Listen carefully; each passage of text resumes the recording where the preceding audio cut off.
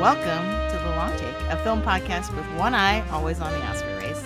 I'm your host, Jen Subchakchai Bankard, and I'm here with a friend who is fully committed to the theatrical experience, P.T. McNiff. Hey, P.T., how's it going? Like it or not, J. Robert Oppenheimer is the most important person who's ever lived. Yeah, I'm doing well. I'm excited to talk about movies and the chatter around them coming out of Las Vegas, the most movie-centric place in the world. Yeah, I feel that's sounds strange when you say it that way. You were, of course, for those listening, quoting Christopher Nolan talking about his upcoming movie Oppenheimer. So yeah, we're here to talk about CinemaCon, which I don't expect most of our listeners to really be aware of. It's a trade show that's basically run by the movie theater industry. So it's not just the movie industry, it's the movie theater industry specifically. So it's actually run by an organization called NATO. Very strange. I guess they didn't realize that was taken already. It's the National Association of Theater Owners. And the best way I can explain this to someone who doesn't religiously follow movie news like we do is that it's sort of like if you've seen those big Apple keynote presentations where they're like, hey, get excited for all the new iPhone and the new stuff that's coming out. It's basically like that, but for movies. But the key thing is the primary audience is people who run theaters or studios who are making movies to put into theaters. And so there's a lot of like everyone congratulating each other on how much money they're going to make. So there's a lot of hype that comes out of it. And so we're going to be here to kind of assess how realistic some of that hype is and just our own reactions to it. We're going to skip our normal movie news segment because this is our topic for today is essentially movie news. Does that sound good, PT? It sounds good to me. I'm just going to add the reason I sort of think that this thing exists is it's like a holdover from back in the day when it would be like many people ran movie theaters instead of like mostly like 4 or 5 big chains do like, I'm assuming run like 95+% of the movie theaters in the country. So it seems a little weird that they have like, let's all get together and talk about how great we are and how like excited we are about showing movies, but they still do it. And yeah, it's like the trade show of movie distribution or movie theater, the movie theater experience. So it gives us a chance to learn about movies. It's like investor calls for the major studios where we get to just sort of hear information gets leaked out to the public. Yeah, and that's the big difference, I think, is that it's not pitched to the general public. We are going to talk about a couple of films that had trailers that right after the presentation at CinemaCon hit the internet. But for the most part, it's like us sort of listening to journalists who were there, listening to all these business people talk about these movies and get hyped up for these movies. And so it's a lot of sort of telephone of secondhand information. So we're here to kind of parse through all of it and sort of assess, especially if it's a film that we talked about in our last episode, sort of in our year in preview, kind of the movies we were most anticipating for the year. We're going to assess if the hype is higher, lower, or the same after the news or the word coming out of CinemaCon. So I think out of all the news articles I've listened to and a couple of podcasts, I actually even found a box. It's called the Box Office Podcast, and it's definitely pitched at people who are investing in the film industry or like who are on the business side, because they had a whole interview with a company that was advertising VIP parking for movie theaters. And like that's their new thing where they're basically at CinemaCon, or they were at CinemaCon trying to, because it's over now, they were trying to sell this to movie theaters to be like, don't you want to have this they use the phrase additional revenue stream from people trying to like in a hurry trying to get like aren't people tired of circling the parking lot at your movie theater? Like, don't you want to offer this thing so they can pay you extra money to get good parking? So yeah, so it's a lot of that. Yeah, pass. Yeah. So that was really interesting. That was a level of research of CinemaCon or following of CinemaCon that beyond what I've ever done before. So you're welcome, listeners. I don't know really how much value that's going to add, but I've done the work. I've done the homework. But anyway, so what I was saying is that there seemed to be a really, really big narrative that cut across all of the news articles, all of the stuff I listened to, and that it's this idea, this like rejoicing of movie theaters are back, and that even Hmm. the streaming services are now quote unquote committing to the theatrical experience. That they want to have their big movies go into the theaters first before they even go onto their own streaming services. What are your thoughts on this, PT? Like, how do you feel about this? Do you think this is actually marking a sort of turning point in the industry?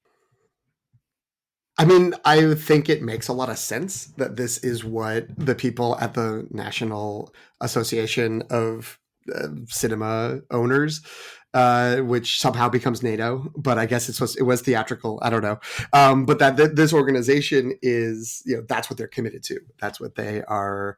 That's what they want, and so of course that's the message, is that we're all back. But I mean, Top Gun Maverick, Avatar 2, Super Mario Brothers. Like, there are a lot of movies that have been very successful at the box office. It also seems like after the sort of pandemic time of like the studios feeling like, oh well, great, we can just put whatever we're releasing right onto streaming. We can cut out the middleman of these distributors. It didn't make them a lot of money, and that's part of the being a nerd who cares about Star Wars and Marvel and stuff like that. It's like the Disney stories about that, but that's part of the Bob Iger returning, replacing Bob Chapek, is just like Disney Plus does not make us money in the way that Avengers Endgame did in a movie theater. So I think that there is some degree of it being hype for the event. I also think there's some degree that it is true that this is what's happening. There is going to be a recommittal to this as a way to generate excitement and profit. There is just sort of a feeling that if a movie is out in the theater, even if it's only for like 3 weeks, it's better than if it only shows up on your TV. Like, I think a lot of viewers feel that way. Maybe I'm extrapolating out from making a hasty generalization from my own experience, but I think there is something to that, and I love seeing movies in the theater. So this is great. I think this is a good thing if it's true, and I also especially like there was sort of undercurrent to this, and this is partly like Marty Scorsese was banging the drum of it's got to be small movies too. It can't just be Mm.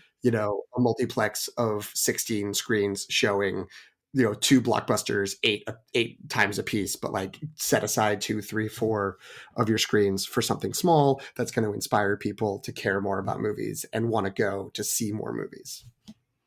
Yeah, I can see that. And I also just want to pay compliments to you for setting a good example for our students, and you're accounting for the source, the type of source that we're dealing with, and Mm-hmm. the potential bias in their interest as a stakeholder in the issue. So I want to, props for that. They need to recognize the rhetorical situation. Yes. Yeah, I'm with you. I think there's an over eagerness to be like, we're back, we did it, everything's back to normal. For me, it's just hard because I feel like I spent the past 3 years listening to podcasts where people were really hand wringing over, our movie theaters dead?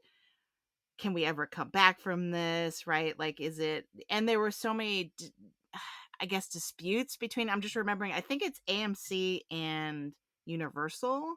I want to say had this huge fight during the pandemic. Basically, Universal was like, we're pulling all of our movies from AMC theaters because AMC was like, no, we All insist on right. this particular length of time for a theatrical window. Um, and for Mm, those listening, when we say theatrical window, we mean like the amount of time something's in a theater without it being available anywhere else. It's like exclusively you have to go to a theater to see it. So yeah, that part of me is kind of really skeptical because we just like it. Maybe it's too soon to be making this declaration. I know Super Mario Brothers is making $1 billion at the theaters, and right when no one expected anyone, families, to still be going to the theaters and stuff like that. But I feel like there is a bit of toothpaste out of the tube of this that people aren't really acknowledging. So I like you. I love watching movies in the movie theaters, but with two kids and a full-time job, it's a challenging a lot of the time for me to actually physically get to a theater as much as I would want to be in a theater every week. So mhm. so for me, I'm just like, I know there are a lot of people out there like me who are like, it's just really convenient if I could just watch something at home, if I can break it up even though I don't want to, I prefer to watch it all at once if I can break up a movie into two parts, watch it over a couple nights. So then I still go to bed at a reasonable time and wake up in the morning with my kids and the next day. So there's that. And there's a lot of people I know, including my husband, John, who is like, I love watching movies at home. If you have a good Hmm. TV and you have a good sound system, like why would you want to go to the theater? Right. So I think there's a lot of homogenization of people's attitudes about this in this messaging that I feel like might come back to bite them. Agreed, and these are all really good points, and I think that it also, you know, glances over side steps that, like, there's been a lot of consolidation in the movie theater because of course the people who are there are the folks who are still around, but there's probably there's fewer theaters out there, there's fewer options for who's running those theaters, and what's the quality experience in a lot of movie theaters. I think there's this kind of like, oh, it's great, like everyone loves going to see a big new blockbuster movie out somewhere, out in on opening weekend, but like if the screen is kind of torn up and the projector's too dim and the people are not really fully paying attention, there's someone talking, like I think that's what I hear from people who are just like, I don't really want to go back to the movie theater. I liked it when it came out on my TV, the day it came out, or now I like that it takes like 3 to 6 weeks for it to show up on my TV. I'll wait until then, unless it's something really huge. So again, I love Scorsese trying to push this. We need to have smaller movies, but it's a little easier said than done when there's fewer theaters. So there's fewer art houses, there's fewer independent places. So yeah, it might be a little rose colored glasses in the way they described it. Even if I want to believe X-Files style. So do I. So do I.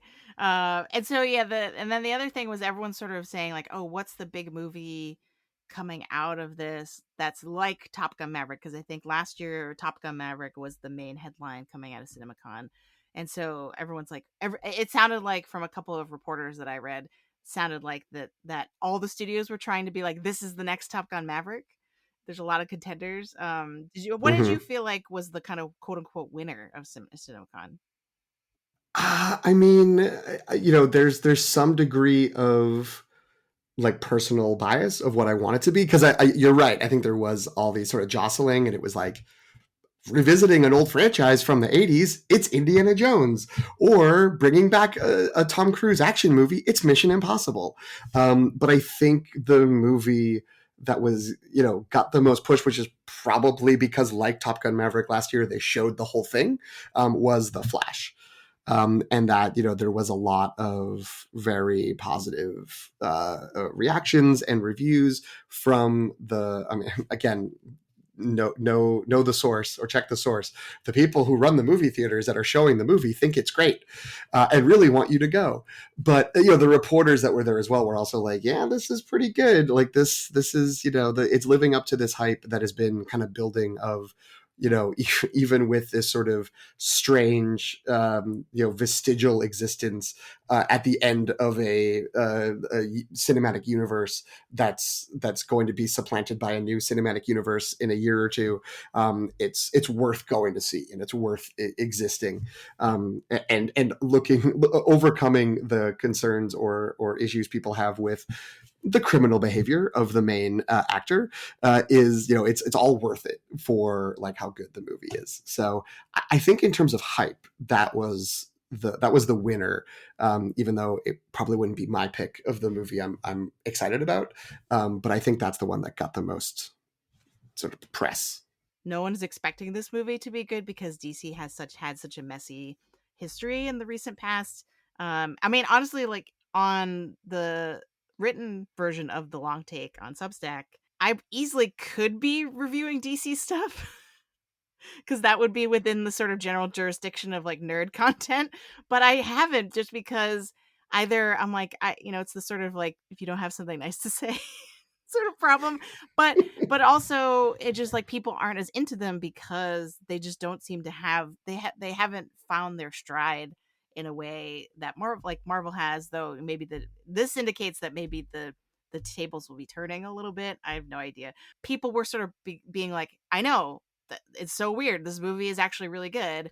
And actually, I think the first sign was probably when there was an article that came out about Tom Cruise, who, apropos of nothing, called up the director, whose name I didn't actually write down in our Google Doc, so I feel bad about that. But calls up the director and basically just to compliment him on the movie. He had seen a screener and out of the blue was just raving about this movie. And I think, according, because I have the quote from the Hollywood Reporter, he said something to the effect that The Flash is, quote, everything you want in a movie, and, quote, this is the kind of movie we need now.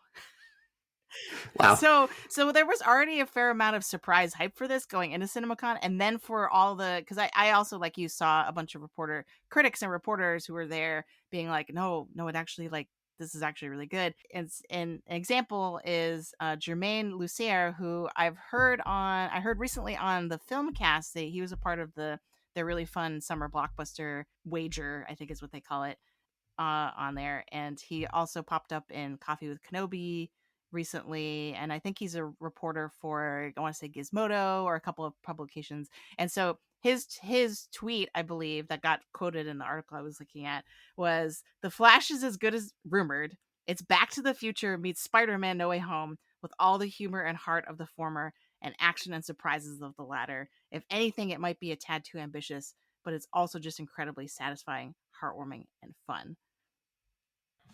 That Yeah. sounds pretty good. I mean, if you gotta have a log line, that's pretty good. It's Andy Muschietti, or Okay. Muschietti is the Thank you. director. Directed the most recent iteration of It and It Chapter 2, and has now moved on to to the Flash for, it seems like, 7 or 8 years, because it's taken a long time. But yeah, I mean, I also saw that tweet. Did not realize that was one of the people from that Slash Film podcast episode that I listened to because Jen recommended it, and it was a good episode of podcasting.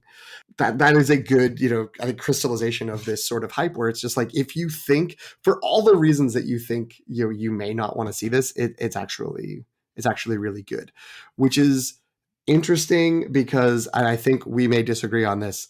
They did put a new trailer out, and I still don't think it looks good. I still think it looks like it's, not, it's just like another DC movie. I don't know, and I feel like the thing that is, like, what, like, is most attractive to me. I shouldn't say it's the most attractive in the story, because I know there's people who love the sort of Snyderverse, and so they're like, yes, good, more about the Flash, more about Ben Affleck as Batman, aka Batfleck. Let's go back into Man of Steel again for like the third or fourth time, and let's bring back Michael Shannon, who is great. I love Michael Shannon. I don't care about his Zod. I don't care about Man of Steel. But it's like, well, Michael Keaton's back, and it's like, I love Michael Keaton. Every clip of Michael Keaton in those movies is just like, I don't think they understand a single thing about the Tim Burton Batman movies. It was just like, Michael Keaton, will you come back and be Batman? He was like, yeah. And then they were like, here's some lines, and he like pasted them next to the camera. It was just like, cool, let's go. You're paying me in cash, right? And it was ready to go. So, I Oh. don't know. I would love to be wrong. I don't want to dig in and be like, I will never see this movie, because, again, people keep saying it's good. I'm sure people I know will start seeing it, and like that, they will not be beholden to any sort of, hype, or they will be part of the anticipation. So if they like it, even with this new anticipation, that will be very persuasive for me. But I don't know. I mean, it just kind of looks like another Snyderverse movie. Sorry, everybody. No, that's fair. And I mean, I guess I was just more taken in. I'm more gullible than you are generally, I think. I was not excited about this movie after the teaser trailer. I was kind of like, yeah, I get it. Michael Keaton. I love Michael Keaton, but this is still I was sort of where you are right now, where I was like, this is still a DC movie with Ezra Miller as the Flash. Like, how are we getting excited about this? But after this trailer, I have to say, I think maybe part of it was, it really reminded me that I actually do like the Mm, Flash as a character. Even though I have not really liked Ezra Miller's The Flash, regardless of his personal problems and crimes that he has committed. I was not that into it. I was because I used to be a big Oh, sure. Arrowverse CW Arrowverse fan, and not currently. I sort of fell off, like lost interest. But there was a period of time where I was really into that universe, and I was like, I really liked Grant Gustin as Barry Allen, and so but then this made me remember why I like the sort of time travel multi-dimensional part of the speed enter the Flash entering the Speed Force, to quote a line that is often quoted in jest on the Big Picture podcast. It took up more time at an Oscars than like 6 actual awards. Was talking about Flash entering the Speed Force That's in a fan poll. oh, that's right. It won the most popular. Yeah, that was oh wow, that was the whole thing. Uh, so wait, it acted, and they actually had to say on air during the Twice. ceremony. But that was two. That was Yeah, two it years was the ago. Dune That year. was a It was long the time year ago. that they moved some of the categories off Oh, that's right. That's right. And then made space for for the, a for the Speed Twitter Force. Yeah, poll for the Speed Force. can't Oh rush man. it. So yeah, I was really taken in by the idea of like I really want to see. I am interested in a story that's about the Flash messing up everything by trying to go back and change the past. Like I'm basic. I was like, oh, this actually looks very good, for that reason, and the idea of the multiple Batmans. So I think the comp of Spider-Man No Way Home is apt. Like I think it's going to get people excited about it in the way that Spider-Man No Way Home did, because it will bring back multiple franchise, like past franchises. I'm gonna guess it's not just Michael Keaton. Yeah, There's probably a bunch of other cameos. I feel like if Kevin Conroy were still alive, rest in peace, he would show up in live action, which would be pretty fun. Maybe and maybe he will be because this movie took forever to film, so maybe it filmed a little. Oh, that's Yeah, true. if they actually get Christian Oh, Bale to show up, that would be incredible. Because I could see it. I could, again, they have trucks. They have trucks of money, and they can back one up for Christian. I don't want to denigrate the character of the Flash, which I do like. I think maybe not. I'm not as connected to it as you are. I will just note for the people who are excited or are not. I believe this is based on the Flashpoint series, which was a DC Comics mini series.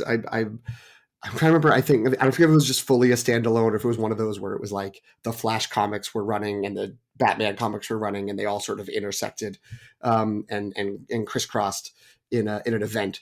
But there's there's the comics of it, and there's also one of the DC animated movies, which can be hit or miss. But when the animated movies they've been doing for the last 12 or so years, when they hit, they could be great, and the Flashpoint animated movie is incredible.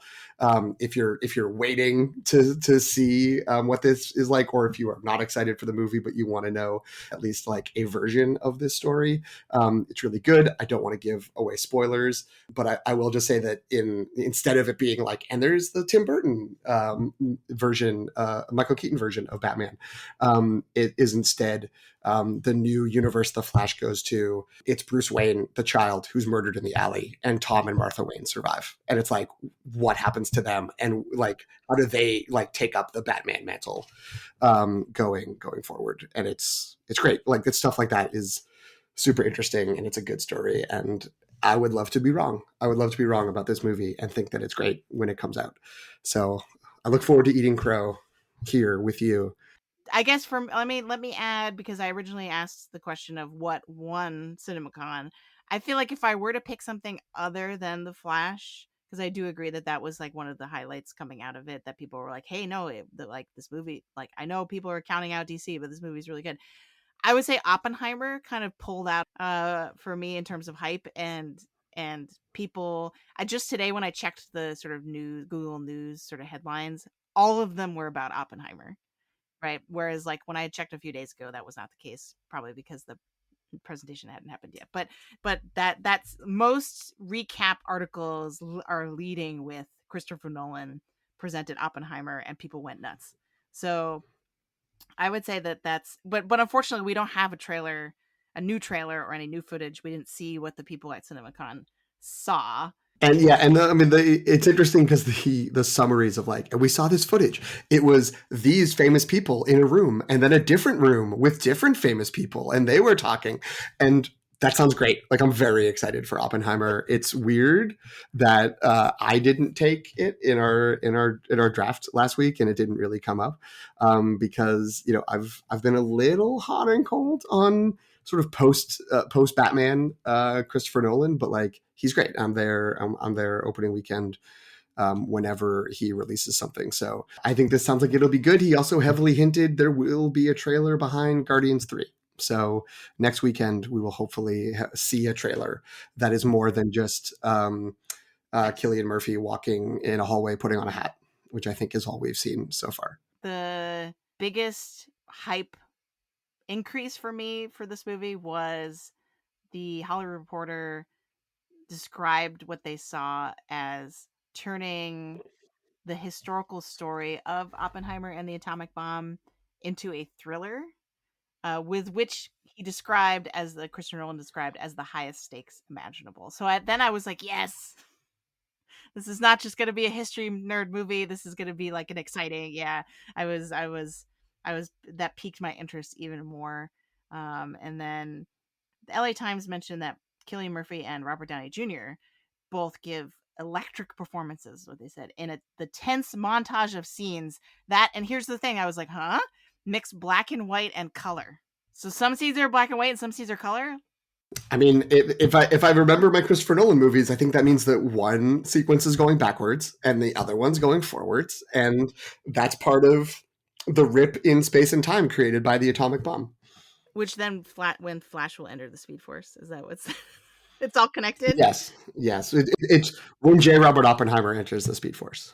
I have become the Flash, destroyer of worlds. Oh, well. Destroyer of movies, I guess. CinemaCon destroyer of movies. Okay, so we've got the big hitters, I think. Which movies surprised you and that you're now more excited for than you were before? I'm going. It's interesting because again, the bias of the movies I was already excited about. I'm a little more excited about based on what I heard. The movie I am weirdly maybe a little bit more excited for is Wonka, which is based on almost nothing except for two facts. One is that Hugh Grant is an Oompa Loompa, or all the Oompa Loompas. I don't know if that was known, but that was discussed as part of the footage that was shown. I also had no idea upon learning that Hugh Grant is in it, that it's the people who made the two Paddington movies are making this movie, and that's my own ignorance for not having been made myself aware of that. And it's suddenly like, oh, I have to pay attention to this now. Like I had just written off, like I don't need a Wonka movie. I don't need young Wonka. Thank you. That's fine. But now that it's like it's the people who did the Paddington movies. Those movies are great. So it's like maybe I need to care about this and I need to actually give it some credit. Those movies are great, and Hugh Grant is amazing in Paddington too. And really having going crazy and having a lot of fun in his role and really hamming it up in a way that was delightful. But I actually knew that the Paddington creators were behind this, and so I was already kind of like, ooh. But for me, finding out more about this movie actually made me want to see it less or made me more concerned about it, because I was listening the other day to Mike and Oscar, a really fun and great Oscars podcast. They really follow award season closely, and they had a great episode that was like all the movies we're afraid for. Oh no. And this was one of them where they were like, we like, and originally I was like, well, I like Timothée Chalamet. I think he sort of his persona sort of fits a Wonka. Like I'm interested in seeing his performance as Willy Wonka. But they shared that the plot is that Willy Wonka goes up against a chocolate cartel that wants to keep him from pursuing his art of chocolatiering. And so I was just like, that sounds ridiculous and not in a great way. And then from CinemaCon hearing that like Hugh Grant is an Oompa Loompa, to me that was not a plus. That was like this seems like it's going to be really cringeworthy. I don't really have any interest in seeing Hugh Grant trying to play an Oompa Loompa, right? Why aren't they just having actual actors, Little people, perhaps. yeah, actual little people actors playing those roles? the Oompa, as Mike and Oster really discussed really well, the Oompa Loompas have a history of being really problematic, and they did the, the original movie doesn't age well because of the treatment of the actors in the original movie. I think there's like a history there, an exploitation kind of, and so the fact that we're bringing in Hugh Grant to be an Oompa Loompa seems like not a great move. You're not wrong, and I don't want to say that I necessarily am endorsing the movie or its potential story. I just went from like on a scale of 0 to 10, I went from a 0 to like a 3, which was like a pretty big bump. Whereas something like Mission Impossible, I went from like a 9.6 to like a 9.7, and it's like, well, it's not a huge jump. I was already on board. Sure, sure. But yeah, how about you? Was there another movie that got you like you were like, I'm way more in now. This sounds good. I would actually say I was ambivalent about Barbie last time we spoke. And now I'm back in. I'm in, I'm out. Like I'm really going all over the place with this movie, but I feel like now that I know more about the premise, I'm more assured that's going to be the interesting movie that I thought it was going to be originally, and not just kind of the surface level thing that we talked about last time. So the what CinemaCon revealed is that this movie is about Barbie having an existential crisis. Mm-hmm. And so I have the AV Club set reported that the Barbie movie is about what happens when everyone's favorite perfect plastic lady ponders death for the first time. Her existential crisis begets a fish out of water story akin to Elf, where a doe-eyed doll enters the real world and faces America in all its horror. So that, to me, this sounds like there's a lot more commentary, satire, possibly just a lot more layers potentially to the movie than just like, oh, Barbie and Ken making a bunch of jokes. So now I'm back in. Now I'm back in on Barbie. It's more competition for Oppenheimer on opening day. Potentially, and I was like, oh, okay, like I'm back. So I think that was the one that like pulled it back up for me.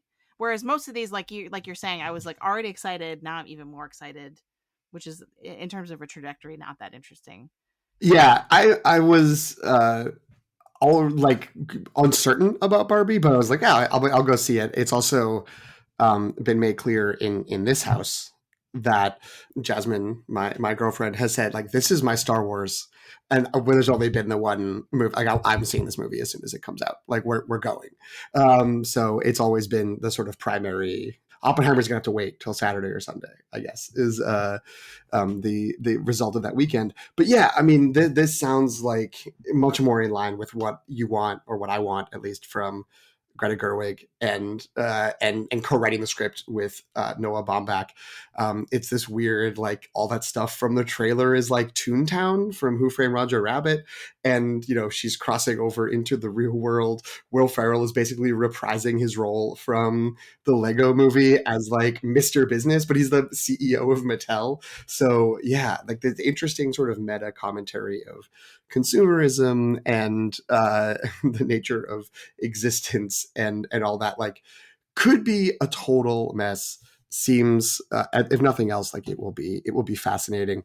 I really like that the tagline, which maybe had already been out there but I didn't see it until the sort of reporting from CinemaCon, is, if you love Barbie, if you hate Barbie, this movie is for you. So like, they're really trying to do some interesting things, I think. And I feel like that's got the Greta Gerwig spark to it that I would hope for. So yeah, yeah, I'd say that was a big one. And then the other big one for me in terms of hype probably was, I mean, yeah, so many of these I was like, yeah, I'm already I was gonna go see it. I can't wait for it to come out. Now I'm even more excited. And I feel like, yeah, like Mission Impossible was one of those where they were like, we saw a whole 20-minute chase scene and it was great. So it's like, oh good, like that's gonna be good. And oh yeah, Dune. I mean, Dune Part Two. I mean, like, I don't know if I could have been more excited for that. Dune, if Dune, you if Dune. you listen to our yes, if you listen to our last episode, we're big Dune fans on this podcast. Um, but I feel like the Denis Villeneuve trying to kind of like set the audience straight was very funny to me, where he's just like, this is not a sequel, right? It's part two. It's a continuation of the last film. We're going to pick up where the last film ended.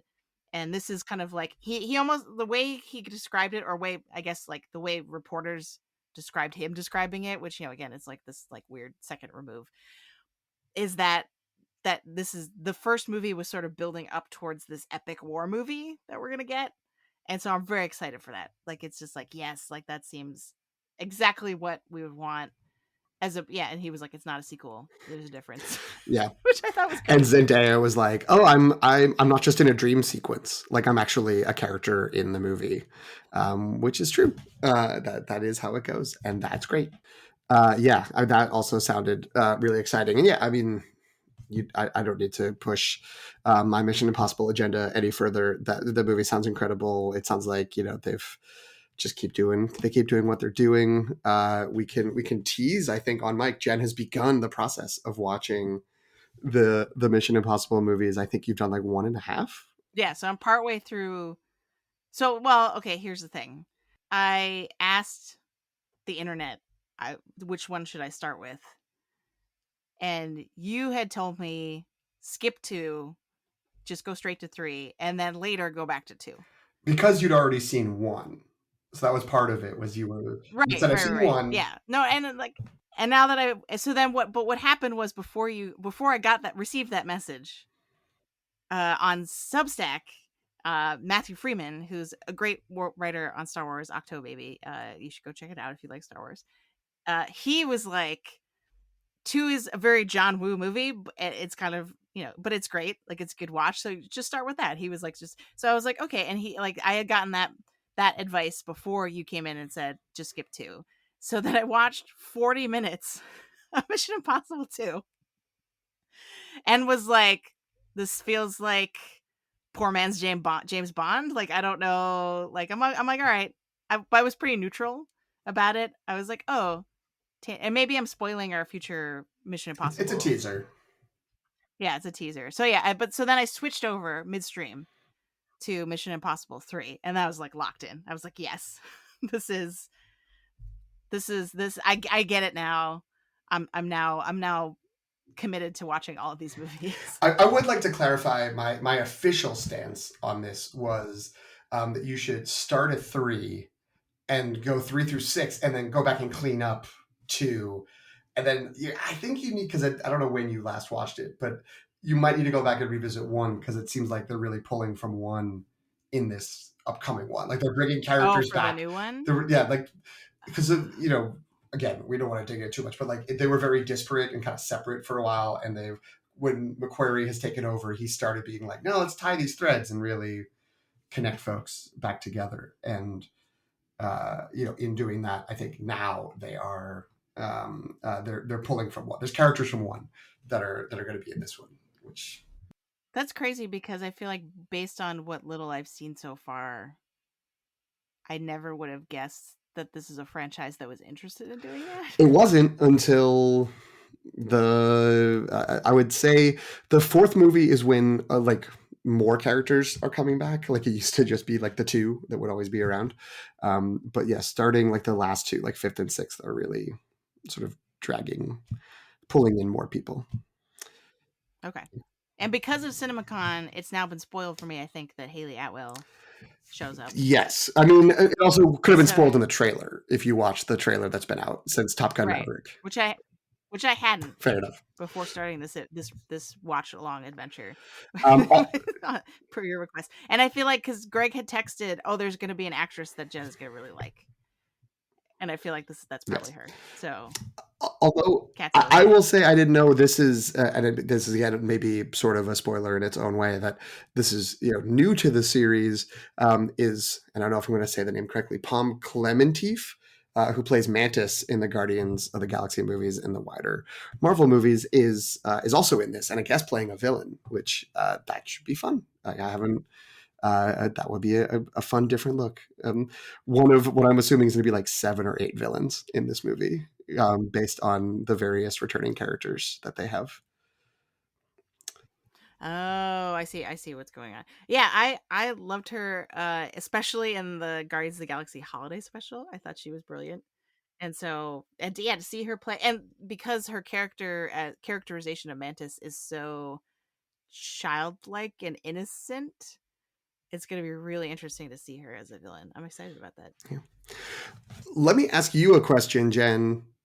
Besides Wonka, is there any other movie where your excitement level is turned down because of CinemaCon?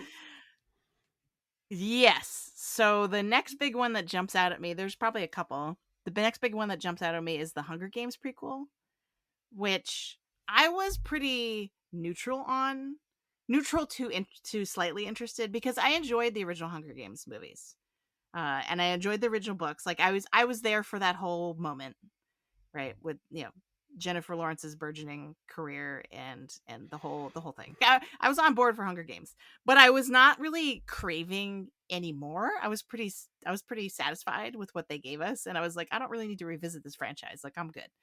And so when I heard that there was a prequel originally, I was like, all right, I'll probably go see that, but I'm not really gonna like pay too much attention to it. Like it's whatever. It's a prequel. Who knows? But then when I saw the trailer that came out of CinemaCon, I'm just like, oh no, this does not look that good. It has tons of actors that I really like. I was surprised. I was like, Viola Davis is in this as like some crazy mad scientist villain type character. Peter Dinklage is in this, and the premise for those who don't know anything about it is it's supposed to be a much earlier edition of the games, and it's the sort of like the origin story, villain origin story, perhaps I would assume, of President Snow, who's the Hmm. in Donald the Sutherland. new he's the yeah thank you, I was like I can't remember his name for a second. He's the main villain from the original series, and so this is like the main character is a younger version of him, and honestly, like I don't think I need to understand more about Snow as a villain. Like he was fine in the original series. So I'm not that invested in learning about him as a younger, like where how he came to be the way he came. But that's what this movie seems to be. And just like there was one moment where Peter Dinklage, who I love, he's amazing, looks up at the actor who's playing young Snow and says, "Do you know what that sounds like? Snow falling." And I'm Oh just like, oh God, no, this is we're doing Peter, that. Okay. haven't you So had enough issues? yeah, no. And I'm like, how did they get all these people in this movie if it's not going to be good? It just doesn't. I could be wrong. I would love to be wrong because, as I said, like I do have fond memories of watching the original movies and reading the original books. They're great. They're great dystopian YA. But I'm just like I don't know if this is good for this Mhm. franchise. I don't think we need to be going here. I mean, I think it's fair to say we all want any movie to be good. Like that would be better to have a movie that's good than not. I mean, Jen's laughing, but I think that's that's not always true. Some people love to have this like things to hate and kick on, but I don't think either of us really approach things that way. Like we would love to be pleasantly surprised that like, oh, actually we had a great time at the Hunger Games prequel. But yeah, the summary of it, I actually didn't even see that the footage was out. I thought it was only in the room. I just saw some stills, and the description that of it was just like it's a the dark and gritty version of the Hunger Games, and it's like I don't think I need a dark and gritty version. It wasn't like light and smooth in the original story, like I just feel like the instinct I moved beyond feeling like, oh, make it darker, that's good. Like I want this to be like a grimier thing. Maybe it works, maybe it's great, but yeah, it doesn't. I'm not excited about it. I'm not going to be looking forward to it. Yeah, and I'll try to post all of the trailers for what the movies we're talking about that are available in the post, like in the notes for this. So please, if you're listening, watch these and report back. What do you think? We'd love to hear your thoughts. That's a nice way of Jen subtly reminding me that the link to the trailer was in our preparation Google Doc, and I just didn't even see it. I didn't click on it. I Oh, didn't know it was there, and it didn't even cross my mind to look for it because I feel like I was like, I've read enough. It's fine. I discovered it at the last minute because I think it didn't pop up naturally in my research of CinemaCon, like in my feed, like of people posting about CinemaCon. I don't think it popped up as a trailer, but when I went into, I think I can't remember which article it was now. I found an article that did like a larger recap, Mm. and it had like a slideshow. Ah, I feel interesting. like it might have been like AV Club or something. And so this popped up, and I was like, I guess it could be. I should check later. It could be an older trailer, but I don't think it is. I think it's they put it out after, because the beginning of the opening of the trailer on YouTube says like trailer premiere. So I assume it came out at CinemaCon. But yeah, I think we've already spent too much time talking about this movie now. That's probably true. I guess just to talk briefly about some other sequel movies that got trailers that people can go and watch. There's a trailer for the new Transformers movie. It looks like one of the Transformers movies. I good luck to the people who really like those. I hope this is you have a good time. I hope everyone had fun and enjoyed playing the game. But yeah, it's Transformers: Rise of the Beasts. Unicron seems to be involved and shows up. It's set in the '90s, which that you can tell because it says 1994 in big letters, and it shows the World Trade Center 3 times. To be just like, by the way, this is before 2001. This was in the '90s. And it's like, okay. I like Anthony Ramos. Like, I think that he's a good performer. I do wish there were more beasts. There's like a gorilla, a dino gorilla in the or whatever, a gorilla bot in the very beginning, and then there's basically no beasts until there's a one, the sort of show off tracking shot of a big battle. But it's just like, where are the beasts? It's really a lot of Optimus Prime versus Unicron talk in the trailer, which when I was 8, I would have been like, that sounds great. But I've unfortunately seen 2 of the movies that Michael Bay made that are Transformers, so I'm not excited about this. The biggest moment of cognitive dissonance for me when watching this trailer was hearing Michelle Yeoh's voice come out of a Transformer cheetah or some kind of big cat. Yeah. And I was just like, huh? Hmm. Like, why is she in this movie? Let her get her I bag. guess Let her just. I guess like she just, good for her. She's cashing some Transformers checks. Like, I just, it just seems so weird to me that like her, like that she would be in this movie. But at the same time, like you, I really like Anthony Ramos. I really enjoyed him in the Heights, the film version of In the Heights, and also Dominic Fishback, who's from Judas and the Black Messiah. I don't know how, but she's in this trailer just for a quick second. I saw her, but I like her a lot as well. Did I want her movie after Judas and the Black Messiah, where she's amazing? Did I want her next movie to be a Transformers movie? Probably not. You But know what did? You know who this did? is what it takes for her to Her get into her, it. her And checking account did, though. Her checking account loved it. yes, so I have to say, this is another, what I'm learning from doing this podcast is that there's huge blockbuster franchises that I've just totally not seen, and this is one of them. I have not. This is probably the worst one where I have not seen a single Transformers movie. I can't really tell you why. Like, I like movies like this. I know Michael Bay gets a lot of flack generally for these movies, and that everyone says Bumblebee is the good one. So I guess I should go watch I that. have not seen Bumblebee, but I have heard that's the good one. I've never really forgiven the franchise for being excited for the first movie and going and seeing it. And every character who's not Optimus Prime is just gray. And I mean, Bumblebee. Optimus Prime and Bumblebee are the only ones. Everyone's just kind of gray. And Hmm. it's, I mean, intricate CGI, but it's just sort of like they try to really sort of be like, and here's all the like pieces that would move, and it's like they all look the same. Like they all kind of turn into the same kind of vehicles when they turn into vehicles, and the battles are just like are just cut in that like late 2000s like post-born like hyper speed of just like, I don't know what's happening and I don't care, and I can't even like tell who's who because they're all the same color. And I've got I've got a friend who is doesn't defend I believe Dark of the Moon, which is the third one, but he contends that if you fast forward through all the scenes where humans are talking and you only watch the like 48-minute movie that is just the action scenes, they made it to be in 3D because it was during the 3D boom that they couldn't do those quick cuts. So actually the action is intelligible and therefore interesting. And the big bad is voiced by Leonard Nimoy, which is Oh. pretty cool. There's something cool about that. But he tried to show that to me while I watched it. We watched it, and he just fast forwarded to the scenes he thought was good, and I still was like, this isn't very good. So when I say I've watched 2 Transformers movies, I really mean 1 and like 2/5. And a YouTube cut of the other Right. one. But um yeah, yeah, for this one, I have to say that the beast factor was probably the way they were gonna get me, and they didn't quite do it.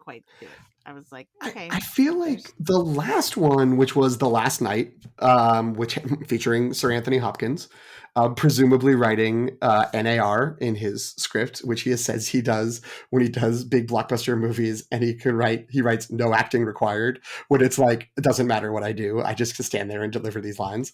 Um, and that movie had the Dinobots, like, I believe, because that was the one where I was like, the trailer came out and I was like, I don't care anymore. I haven't watched Transformers.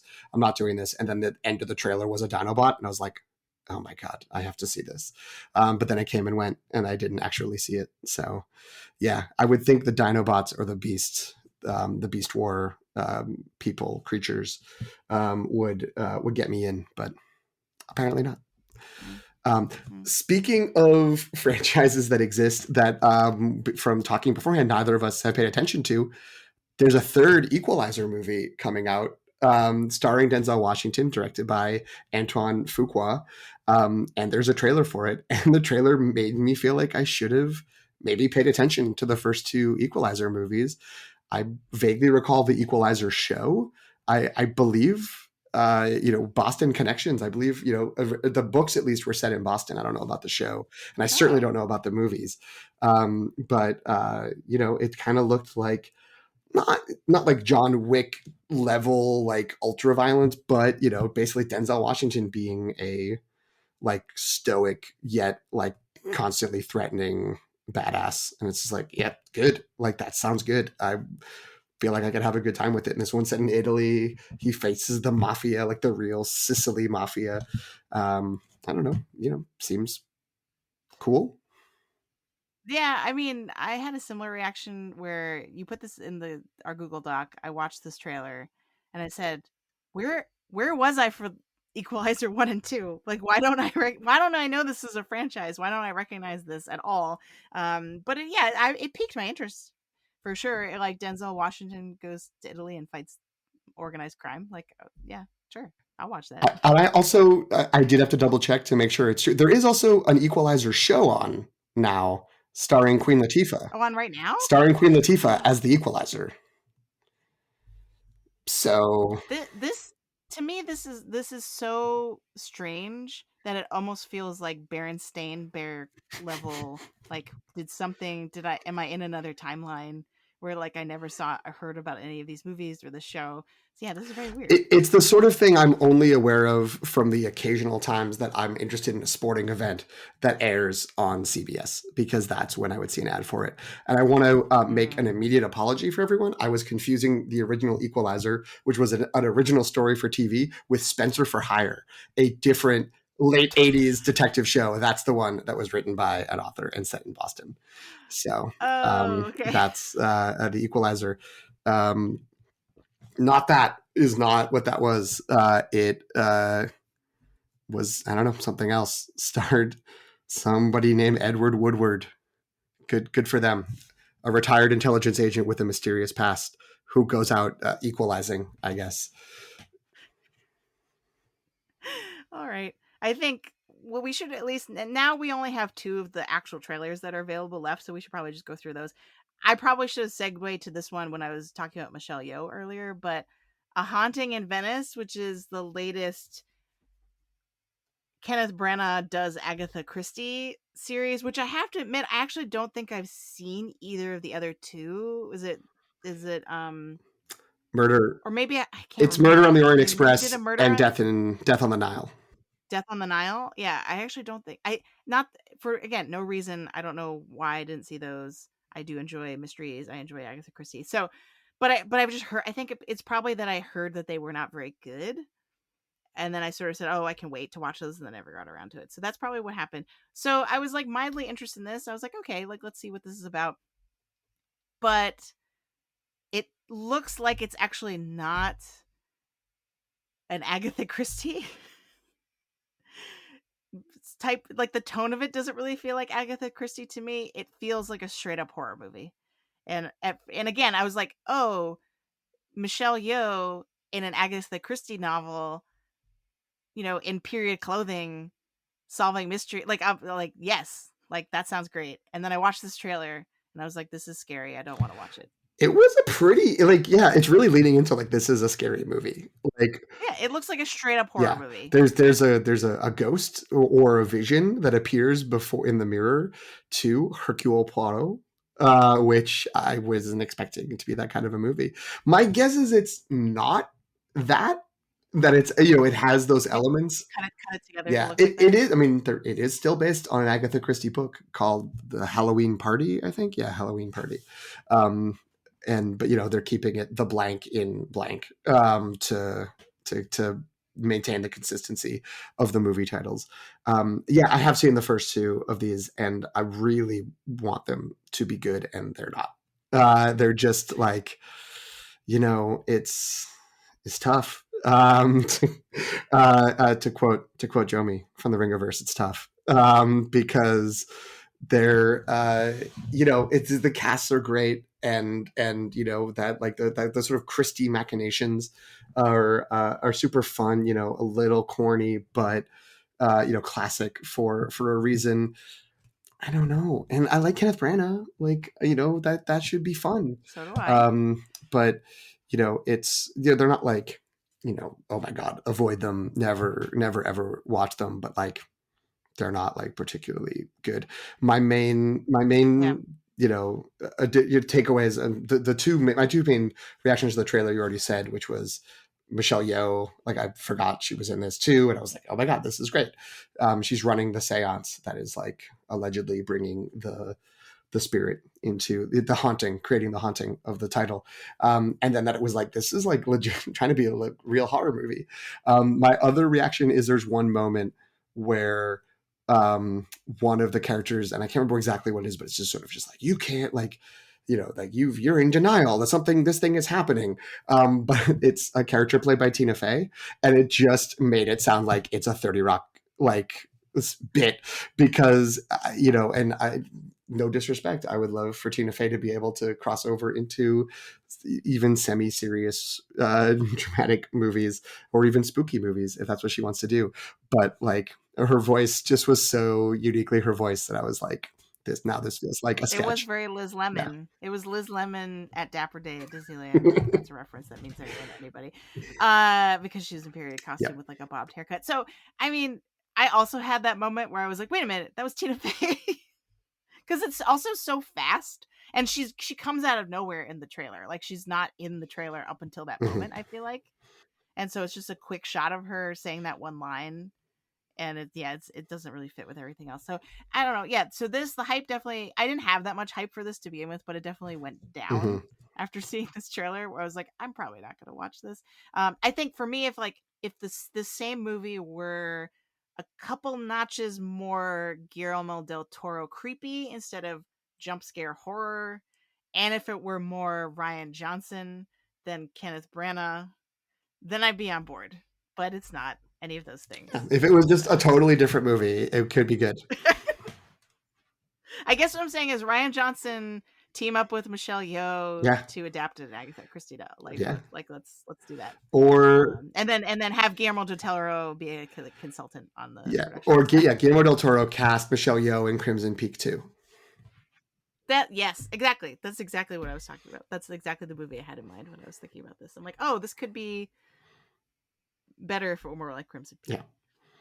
Not that Crimson Peak was like the best movie No. ever. But It's it was not better because than these I Poirot movies. Unfortunately, for the Poirot movies, again, I would love to like them more.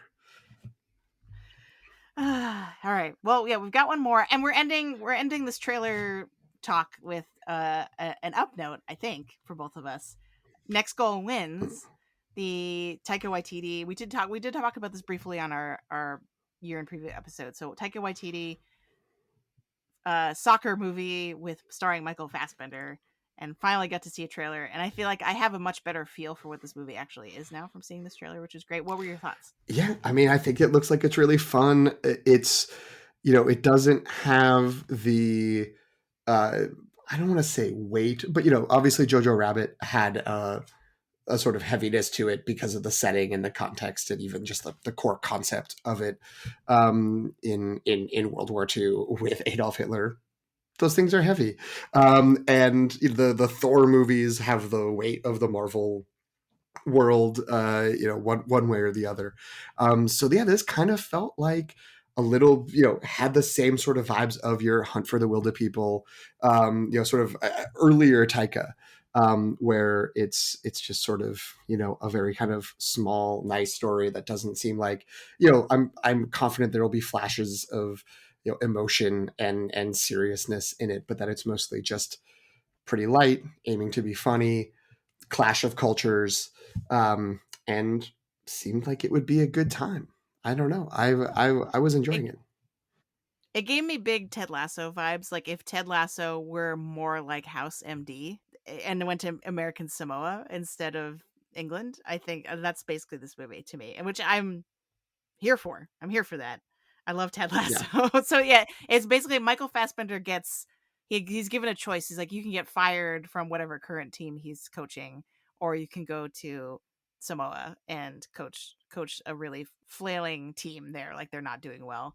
And as someone who just started the docu series Welcome to Wrexham, which is Ryan Reynolds buys a football league in a struggling football league in Wales. That I was like, I was primed to be excited for this for sure. I'm really in a soccer phase right now, I guess. Yeah, I was I'm the hype definitely went up for this. I was my interest was peaked, but I was like, I don't really know. And then now I'm like, oh, I will definitely look forward to seeing this movie now. yeah. I think first of all, Rob McElhenney erasure in talking about Welcome to Oh, Wrexham, but that's sorry. fine. That's okay. I was worried I wasn't going to pronounce his name correctly. Honestly, that's really why I didn't mention him. It's one of the bits of the whole series is that everyone cares about Ryan Reynolds more, but yeah, it's I think the only hesitation for this movie that I was expecting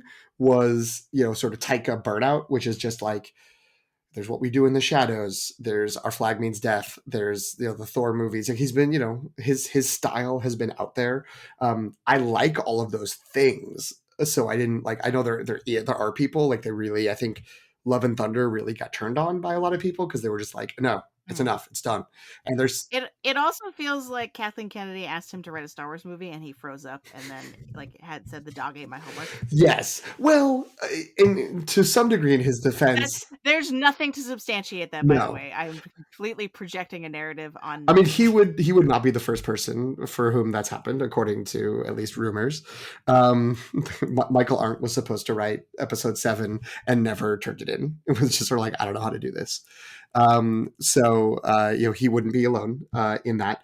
And but I have seen sort of there's like super. This is the Instagram reel algorithm will spit out little compilations of Taika in interviews, just being like, "I never want to write things. It takes me 10 years to write a script." With my advice for people who try to write things is just never do it. Is just absolutely never do the work. And he's joking, but like it also feels like it's kind of true that he's like everything that he does. He's like, I started writing this like 12 years ago, and it takes him a long time to get Mm. anything done. So that said, I feel like there's a people who have been hitting a sort of Taika wall. I haven't really gotten there yet, but I'm still sort of like, maybe this is the time. Maybe I go see Next Goal Wins, and I'm just sort of like, okay, I get it. But there's nothing in the trailer to indicate that will be my reaction because I had a great time with it, and I'm looking forward to seeing it. Yeah.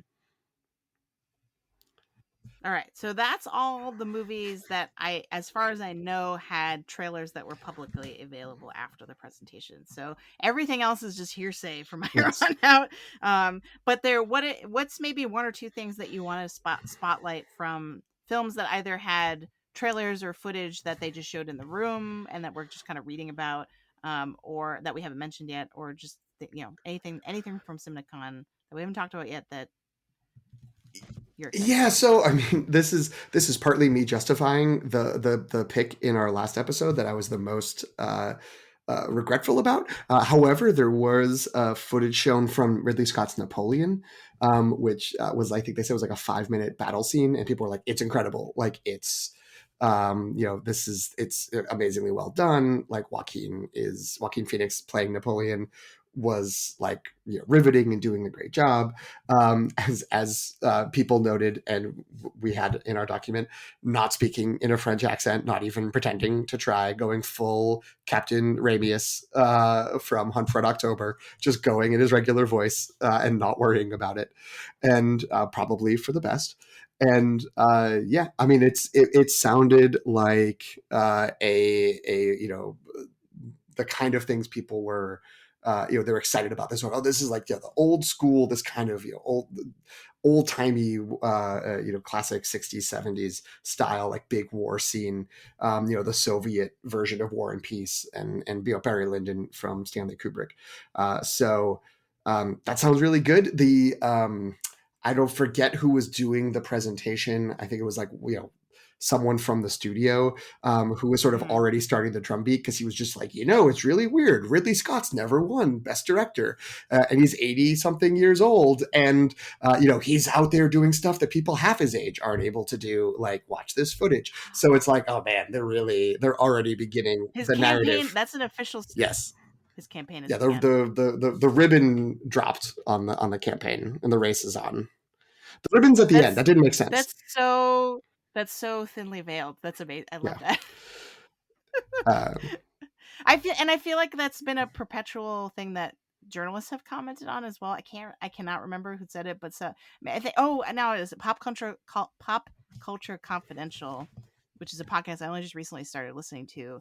They were doing their sort of year in preview like episode, and specifically were like in awe over how old very old. Ridley Scott is. And I believe one of the people in the conversation, whose name I can't remember now, unfortunately, said that she had interviewed Ridley Scott and explicitly asked him about this, and his response was like, "I only just figured out how to make movies finally, so like, why would I want to stop?" I Which I mean, was like, "That's delightful. I love classic. you, Ridley Scott." Yes. So do you feel like the Joaquin Phoenix no accent thing is a response to, because I believe Gladiator, when it originally came out, was kind of started the discourse around does everyone have to have British accents when we're doing things that happened a long time ago? Do you remember that? I mean, I remember there being some like noting of that. I don't recall that being like necessarily the sort of the flashpoint, as it were, of that discussion. But that does make sense, that to question that, of why is it that anything old is British? Like, that's not like some weird sort of colonialism hangover in America of just like, I don't know, I Mm, guess they're British. It's all in Europe. But I that doesn't inherently bother me. It feels like it probably would be more of a distraction if Joaquin Phoenix couldn't do a really good French accent. But even like, why right. would like whatever, there's something like that. I'm always just like, if they're speaking in that accent, why aren't they speaking in French? Like, why wouldn't you just Yep. speak normally? So it's sort of like, we have like a universal translator, and we're just hearing the like American English version of what these characters in early 1800s France were saying. I don't mind that, Sure. but I have to, because I No, drafted this I'm movie. okay with you. And now I'm trying to rack my brain to be like, has Joaquin Phoenix ever done an accent? That's a good He must question. have, I'm right? I feel like his original sure. Gladiator character probably did a little bit, Yeah, that sounds but it like it wasn't could a be British. right. It was like not a recognizable accent. It was just a voice different than his own, Yeah, because he kind of had the sort of like, I'm vexed. I don't. I remember I'm vexed was the big Yeah. sort of like thing. He's in Quills, the movie with Jeffrey Rush about Marquis de Sade, as Abbé de Colmier. So perhaps he spoke in a French accent then. Hmm. I think he did like a Southern accent when he was Johnny Cash. Clearly Oh, that's clearly right. looking at Yeah. his Right. filmography. Oh, he does a Joker accent when he's Joker. I don't know. I don't know what that Oh, that's means. true. Right. That means nothing. Um, Anyway, so I actually had a quote from the LA Times that I really liked about they had someone in the room describing this. So they said that the studio shared a long battle scene, which you mentioned, which echoes some of Scott's goriest Gladiator moments. And I actually heard this comment from multiple sources that they were like, "This is Gladiator, not House of Gucci." So it's sort of like they're like, "We're going back to." I think the subtext there is like good Ridley Scott. um, and then it said in the extended war scene, the Frenchman shows off his military acumen on the battlefield, tempting the rival army onto snowy ice before beginning an assault. It is dramatic and unflinching. I mean, Sounds yeah, pretty good. that does sound good. I will once again reiterate its last dual erasure to act as if he hasn't been doing gladiator level work in period pieces in recent times, but that's okay. I'm one of like 8 people in the world who remember that movie exists, but I recommend it to I everyone. I don't know if I should be admitting this. I have still only seen the first half of that I movie. mean, you've only seen 1.5 versions of the story. Yeah, I didn't even finish the second That's fine. brush of it. And it's again, it was not. I just had to stop watching it for like life Right. reasons, and then I just forgot to go back. Like You know, it broke my it, concentration, and I haven't gone it is back yet. also a little, it's not an easy ask to be like, and let's watch this story about this sexual assault. Another version of it. Maybe it'll be more graphic this And time. It's like, that okay, is where around where I quit. I don't want to say quit, where I sure, paused and then never went back. Is the when they're actually showing what right, happened, the inciting yeah, incident. So I don't want to spoil it, but that was I was like, oh, do I really want to? I'm like, oh, I gotta go do this other thing now. right. Be like, what? But it was very good. I agree. Like it's kind of baffling as like a historical epic action movie. It should have done way better than it did. I will agree with that.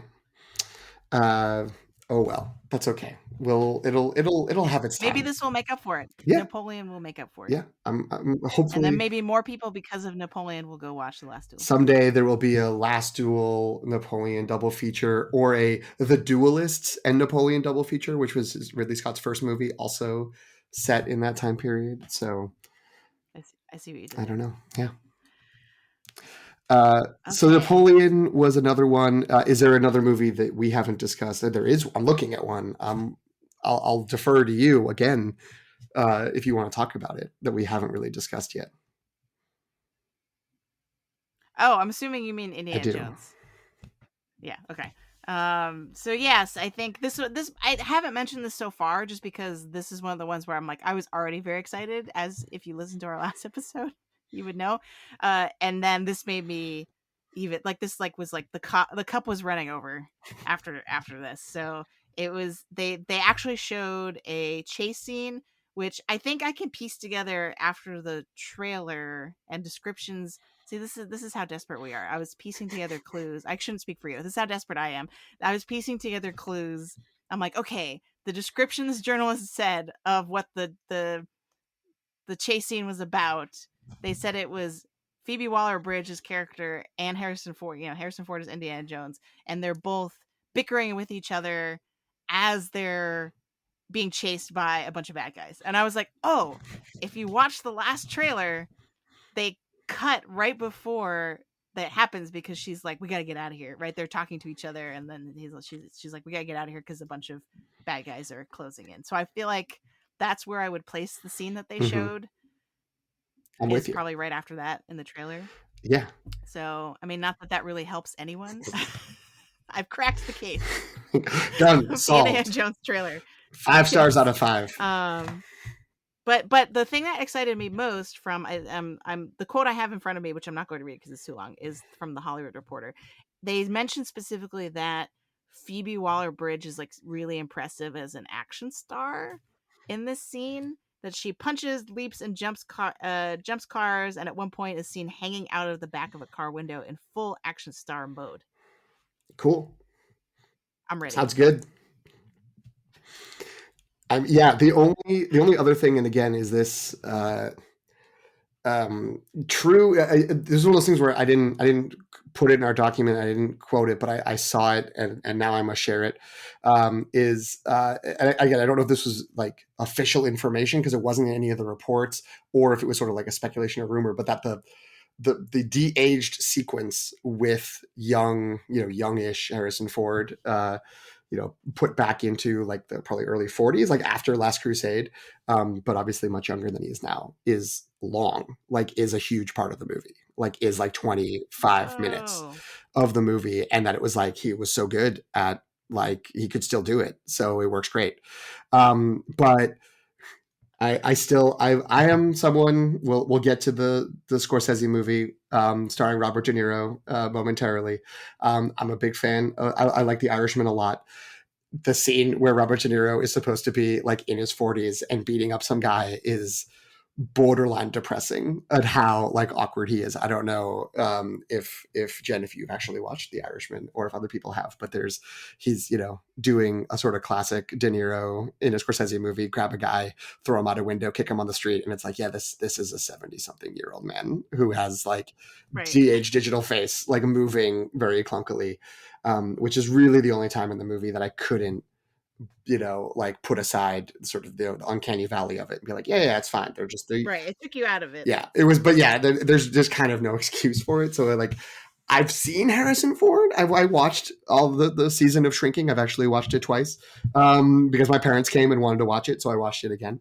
I've seen Harrison Ford now. I've seen him run in The Force Awakens, which was a while ago now, and he does not run like a 40-year-old man. So I am somewhat dubious of this claim, but maybe with he can move well enough, and then stunt performers taking over Mm. for any actual action things. But yeah, that's very interesting how whatever the sort of sequence of events or structure of the Yeah. narrative that leads to it is, apparently there is a solid chunk of de-aged Harrison Ford.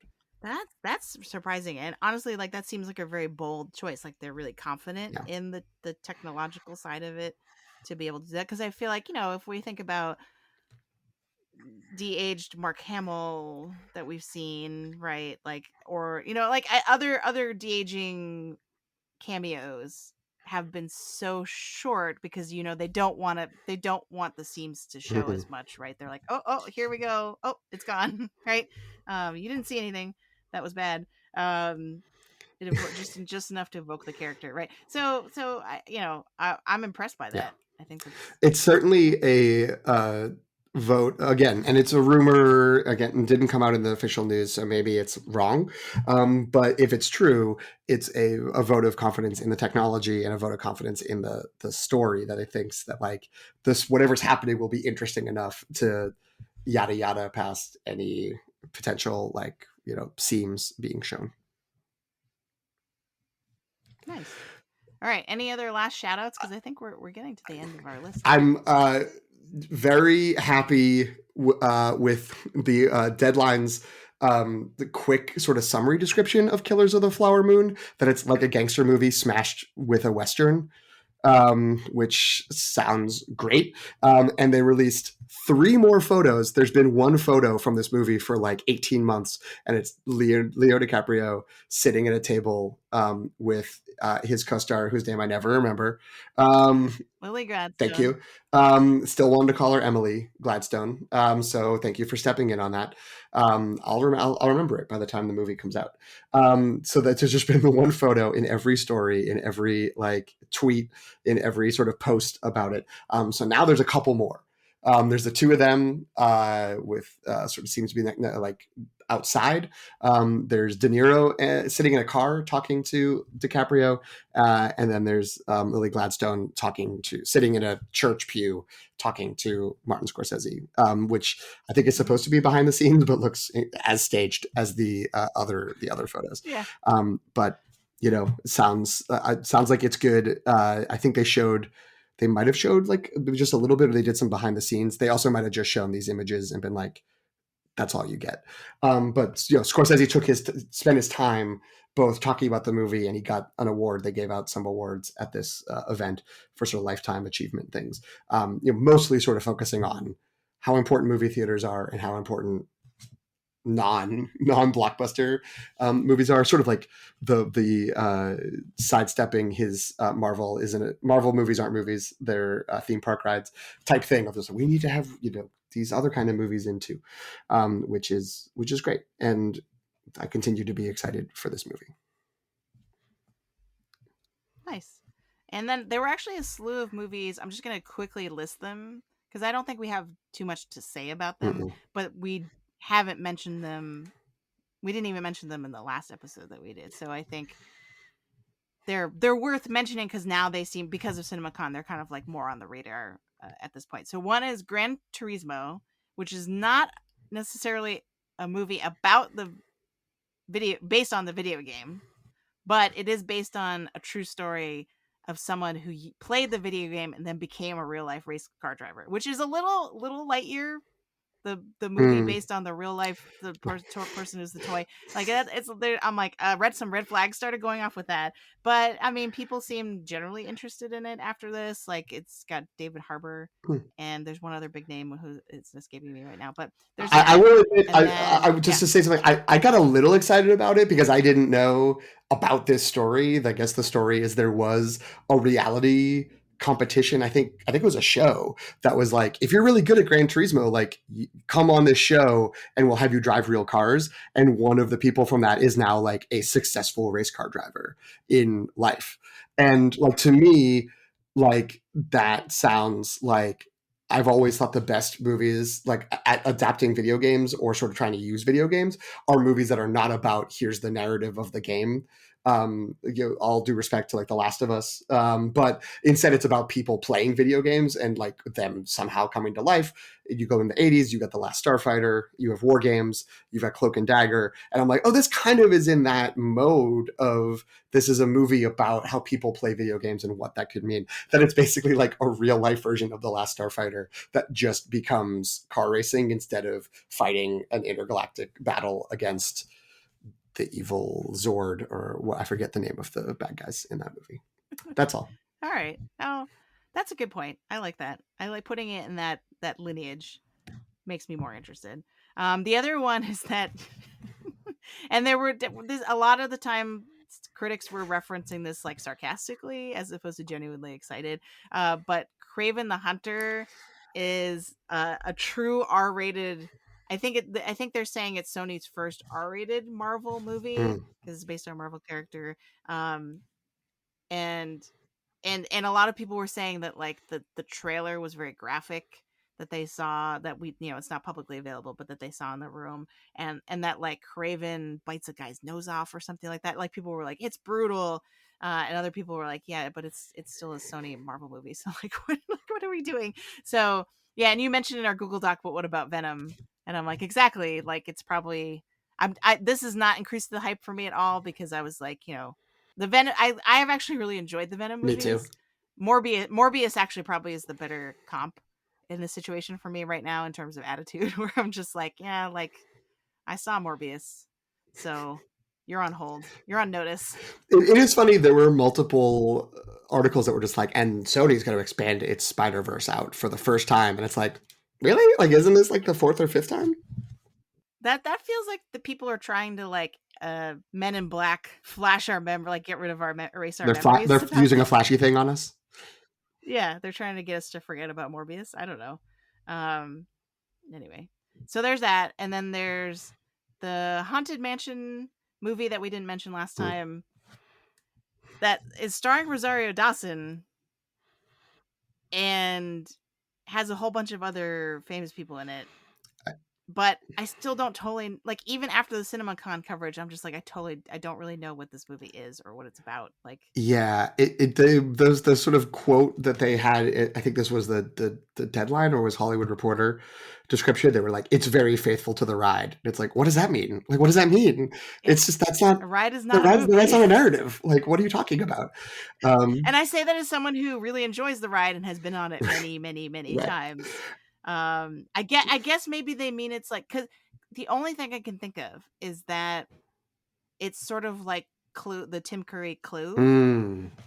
where it has kind of like a because I feel like the ride in Disneyland has kind of like a wry wit to it a little bit of like, Mm, oh, like we're kind of creepy, but also being kind of witty and like kind of make like being playful about death, right? Because it's like the famous, mhm, I guess, spoilers for the Disneyland ride Haunted Mansion. When you go down the elevator, right, the famous thing that people that like lots of fan art is based on now and is like very popular. People cosplay as the ballerina on the mhm. tightrope, right? But I feel like the pictures that stretch out to reveal how people died maybe that's the only thing I can point to where I'm like, I guess they could base the tone of a movie on that. But in terms of plot, I could not tell Yeah, you because the ride doesn't really have a story to it. It's just like you're trapped in this haunted mansion, and then you go from room to room, and there are different creepy things yeah. in them. So I don't I don't know how you make the plot of a movie out of that. I don't know, but Jamie Lee Curtis is the fortune teller woman whose head's in a crystal ball. Oh, So really? Oh, there's okay. that. Maybe I'm interested in this now. Her name is. This is shameful that I can't remember this right now. The woman from like the Disney The staff. crystal Yeah, ball yeah, woman, she's got a she name, does. and all the Disney Instagram accounts that I follow are going to be really upset right if they hear this, because I can't remember her name. That's terrible. Uh, Hold please. It's Madame Leota. there we go. Thank you. Yeah, Leota. That I mean, the cast, she's great. the character list is great. It's paranormal tour guide, a psychic, a priest, a historian. Those are. This sounds like Clue. I mean, I stand by my earlier you're statement. not wrong, and like that makes me a lot more interested. I mean, this cast is incredible. Lakeith Yeah. Stanfield is the paranormal tour guide. Tiffany Haddish is a psychic. Owen Wilson, a priest. Danny DeVito, a historian. Rosario Dawson is Gabby. Jamie Lee Curtis as Madame Leota. Jared Leto as the Hatbox Ghost. Dan Levy, Hassan Minaj, and Winona Ryder in undisclosed roles. That's a Oh collection of wow. amazing people, and also Jared Leto. Okay, I'm doubling down on my Clue prediction now. I feel like that's there. This is going to be a successor to that movie. That comparison has made me 1,000 times more interested than this, which, it was a very small fraction to begin with, so it hasn't really, that 1,000 doesn't move it that far, but I'm going to pay attention at least, because if Clue pans out, that's a great, that's the call of all Yeah, calls. that would be great. I would love that. I managed to talk myself because I was like, because there was a previous adaptation of this is not the first time if you're listening to this and you're like what are they talking about, this is actually not the first time they've tried to make a haunted Yeah. mansion movie. There was a really bad one with Eddie Murphy, I believe, Yes. in the night is it the I think it was 90s, the I early don't know, it was a long time ago. 2000s, but yes. Okay. Yeah. It was they were trying to they were trying to ride the coattails of Pirates of the Caribbean, I Yes, I think believe, that's because right. they were like, oh, we can make rides into movies now, great. And then Jungle Cruise is another one which was like okay, it was fine. Mm. um and, and if it made Emily Blunt and The Rock best friends, which it seems to have, like that's Yeah. great. Let's then it was worth it. But yeah, anyway, so I guess I'm more excited about that. I talked myself into that Good one. job. The other one I'll say is I think I only want to name two more. Wicked, the adaptation of the Broadway musical by John Chu, I believe his name Mm. is. He was the director behind Crazy Rich Asians and In the Heights, which we mentioned earlier, in a very different context. And the big thing that people seem to be talking about is that it looks really great, that the practical effects, apparently there was a story I read that was like he planted a huge field of tulips just for this one scene or something like that. So people are generally up on that one, whereas maybe they weren't Yeah, before. I mean, I'll be honest. I didn't even remember that movie was coming out. Like, we did a lot of research for our last episode, and I didn't think Wicked was coming out this year. So I Yeah, think me even the neither. fact that they were like, and part one is coming out in November. It's like, oh, the one thing that everything that you just said is all I saw, sort of in terms of summaries of this. I feel like I've heard. I'm not a musical person. I don't know the musical. I respect the concept of Wicked. So I'm intrigued as a sort of way of twisting around the Wizard of Oz. I feel like the people that I've seen online, and this is anonymous internet people, so I don't know, whatever.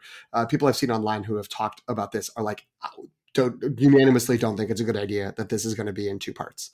That like it would be it would be a long movie if they tried to do all of it in one, but that like even the people who like it are like, it probably would be better if they just cut it down a little and tightened it up and Mhm. made it like a 2.5 hour full experience. And I, do not remember exactly why they said that, but that, like, it's not gonna, like, the act break is not really a good time to wait 2 years to find out what happens. And I think that maybe it was more of, it will be a problem for part two, because the second act is maybe more complicated and makes things a little more difficult. But that was, that's an interesting sort of thing, I guess, to think about, especially at least they're being clear, I guess, that it's Wicked Part One. But that, there were the people that were just like, saw Yeah. Dune and were like, what's happening? This just ended. That it may be a sort of similar sensation. Yeah, having because I have seen the musical. It's been a while, but I believe so if you don't know I can't believe we're still talking about this movie. But we're doing it. Because I think this is like the third time I'm like, okay, we're gonna wrap up, and then we This find was more going to things be to the talk short about, which is episode, great, I Jen. guess. Yeah, it was, and now that's out the window. So the plot of this movie is, or the musical is at least, it's the Wizard of Oz, but it's told through the perspective of the Wicked Witch of the West and Glinda, the Good Witch, and and it's sort of like the first half of the musical before the intermission is sort of like their childhood or adolescence, and then the second half there's a time jump, I believe, afterwards. So Mm, like so I can see why they would think it would make sense to split it into two movies, hmm. but I would agree that it does not need to be two movies. Like I think it's probably going to end up feeling like they're stretching it a little thin if they make two movies. Right. Like, I wonder, like, that description of it makes me feel like the It movies is sort of a potential comp, where they did It and It Chapter Two, and not, I don't think necessarily because of that choice, but I feel like everyone was like, the first It really good, It Chapter Two didn't work, and maybe, that could be because it just doesn't have the story to support it as a standalone experience. Yeah. I I Okay. just hope that they are able to bring in those guys who are fighting over, like, her sister was a witch, and what was her sister, a princess. Are you going to look at me and tell me I'm wrong? This is a viral video. I hope that there's someone out there who knows it, because I'm seeing in Jen's eyes she has no idea what I'm talking about. Tell me I'm wrong. No. Tell me I'm wrong. Um, so Wicked was a movie that I didn't know existed. A movie I didn't believe existed, but apparently does, is a new Ghostbusters movie that's coming out in December. That the only thing that happened at CinemaCon was Jason Reitman being like, it's happening, with, like, the people, some of the cast, like Paul Rudd and Carrie Coons. And they're like, we're doing it. It's coming out in December. It's going to be back in New York. And that's all anyone knows. And They just keep I making movies. mean, finally, they will match 20. They will surpass 21st century Ghostbusters movies over 20th century ones. So good on them. And the only other thing I'll bring up, even though there are a few other things sort of scattered on our list to discuss, because it got a little bit of short shrift last time, it'll get a little bit of short shrift again here. But there was some talk about Asteroid City. I don't think anything was shown. There was just sort of it's premiering at Cannes, so check that out. But the guy, again, the sort of a person from the studio who was talking about it. This sort of speaks to, maybe to close this off, about like who was doing the speaking and who was out in the crowd, what they were thinking of.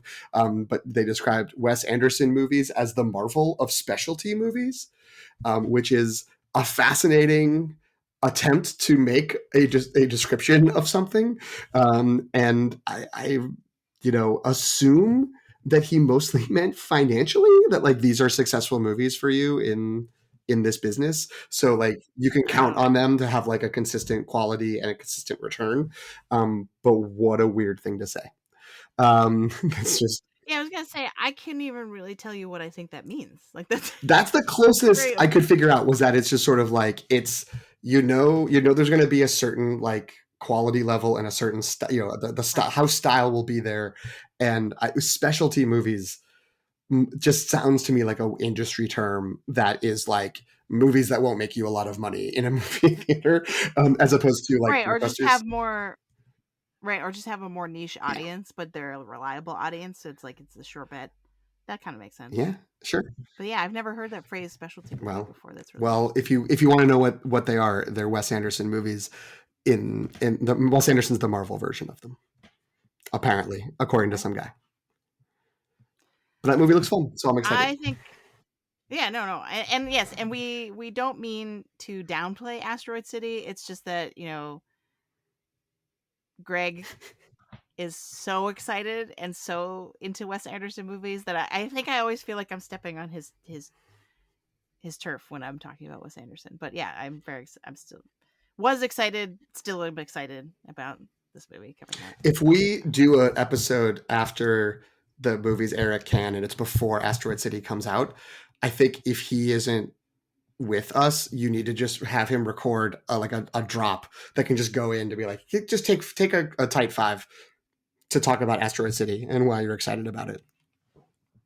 Yes, hype it up for everybody. All right, so I think I'll end us on a kind of gloating from last episode. So there was a movie that I talked about at length that like no one really knew about, or at least I didn't know about, and I think you didn't know about. And I actually heard from other people because I think Greg actually had texted me after he listened to our last episode and said, "What is this movie? This Gareth Edwards movie that you're talking about?" And he was very excited. So I will say that I was, because of how unknown this movie was to me, I assumed that it was like way farther out. But the Gareth Edwards movie, that's the sci-fi AI post-apocalyptic movie, I think is the tagline now.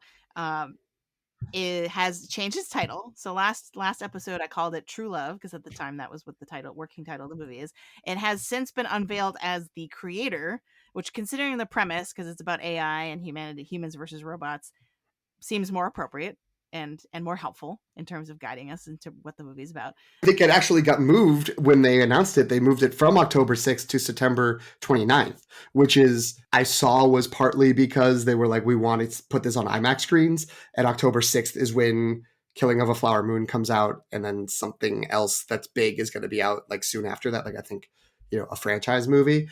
So they want at least a week on IMAX screens, but vote of confidence that they want the big screens, and they're going to release it a little bit earlier than expected. And agreed that you're right. I mean, it felt like just sort of a vague concept, but now it's pretty imminent. And I think they shared a little bit more about the plot. It's like there's a child who is at least part AI. It's unclear, and that John David Washington's character, who's human, is trying to protect them from being hunted down. I believe that is my understanding currently of the plot of this movie. So yeah, it sounds great, and yeah, I feel vindicated for digging that up out of the internet last time. Yeah, I mean, you should be.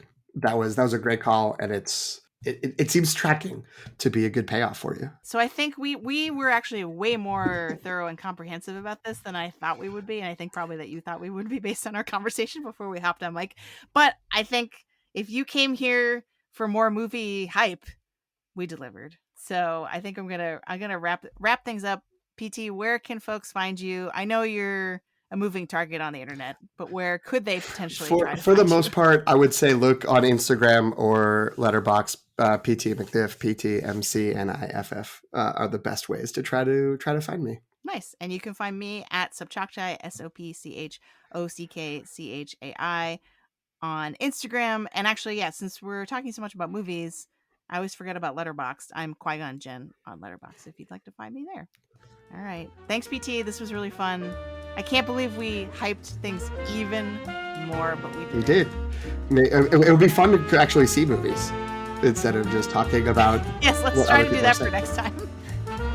Thanks, Jen. Thanks a lot. Bye. Thank you for listening. You can follow The Long Take on Substack at thelongtake.substack.com. Subscribe for free to receive reviews of films with Oscar buzz, as well as new films and series from pop franchises like Star Wars and Marvel.